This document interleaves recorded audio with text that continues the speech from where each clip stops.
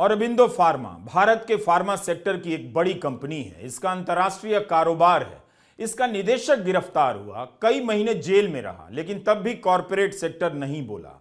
अगर मनमोहन सिंह के समय इतनी बड़ी कंपनी का निदेशक या मालिक जेल में होता तो फार्मा सेक्टर के सारे मालिक रोज मीडिया में इंटरव्यू दे रहे होते।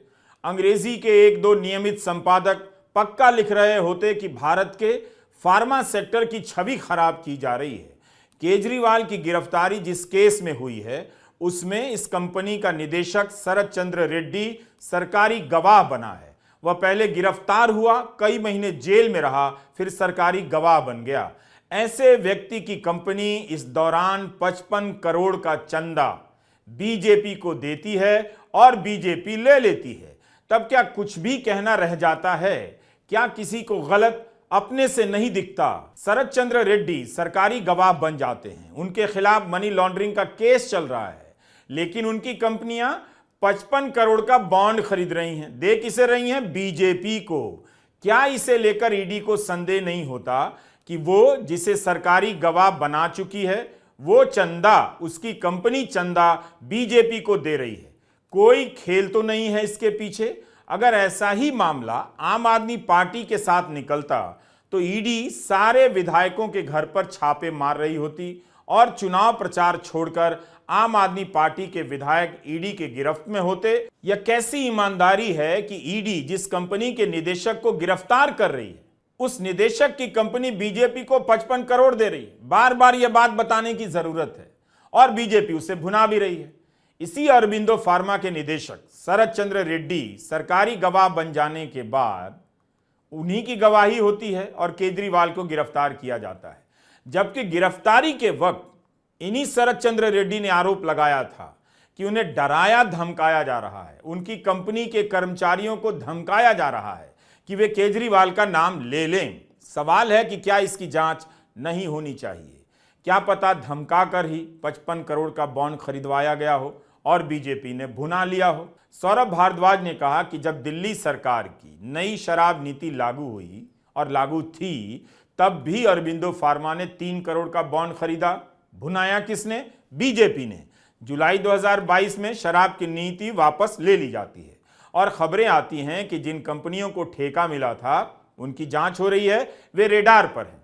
फिर भी औरोबिंदो फार्मा ने बॉन्ड खरीदा और बीजेपी ने ले लिया। औरोबिंदो फार्मा साधारण कंपनी नहीं है। इस कंपनी के हिसाब से भी देखिए, एक अंतर्राष्ट्रीय कंपनी के निदेशक की ऐसी हालत कर दी गई, जेल में डाला गया, सरकारी गवाह बनने पर जमानत मिली और ईडी ने उसका विरोध भी नहीं किया जमानत का। जेल से बाहर आकर उनकी कंपनी 50 करोड़ के बॉन्ड खरीदती है और पैसा बीजेपी के खाते में जाता है।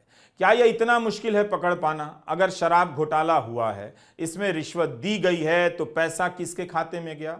ईडी जाकर बीजेपी के खातों की जांच क्यों नहीं करती है कि आपके खाते में औरोबिंदो का 55 करोड़ कहां से आ गया, किस बात के लिए आया? 2 साल से जांच चल रही है।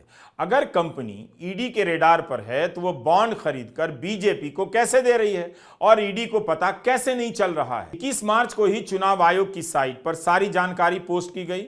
State bank of India unique code number नहीं दे रहा था, लेकिन जब सुप्रीम कोर्ट से डांट पड़ी तो फट से जमा कर आया। क्या यह संयोग है कि जिस दिन यह जानकारी आई उसी दिन केजरीवाल को अरेस्ट किया गया? सौरभ भारद्वाज ने कहा कि इसी खबर को छिपाने के लिए, पर्दा डालने के लिए गिरफ्तारी की गई। कहीं से यह कंपनी इतनी मामूली नहीं लगती है कि इसके निदेशक की गर्दन पकड़कर जेल में डालिए, सरकारी गवाह बनवाइए और फिर इस कंपनी से बॉन्ड खरीदवाइए और 55 करोड़ ले भी लीजिए। खुद को दुनिया की टॉप 10 कंपनियों में से एक है, याद रखिए। फिर भी भारत का कॉरपोरेट जगत चुप रहा, याद रखिए। इस बात की तारीफ की जाती है कि भारत के फार्मा सेक्टर ने दुनिया में धाक जमाई है, तब भी किसी को ध्यान नहीं आया। बोलना चाहिए। हम नहीं जानते कि औरोबिंदो फार्मा ने किन किन नियमों का उल्लंघन किया है अपने बिजनेस के दौरान, यह अलग मामला है, लेकिन इस मामले में यह सवाल क्या गलत है? क्या वो लोग भी चुप हो गए जिन्हें इंडस्ट्री का कैप्टन कहा जाता है? ईडी के रेड के बाद हजारों करोड़ का चंदा देने का मामला कई कंपनियों का सामूहिक रूप से देखें तो सामने आ चुका है। कंपनियों ने दिया है, सबका मिलाकर कई हजार करोड़ का होता है, तब भी कहीं से कोई आवाज नहीं आ रही है।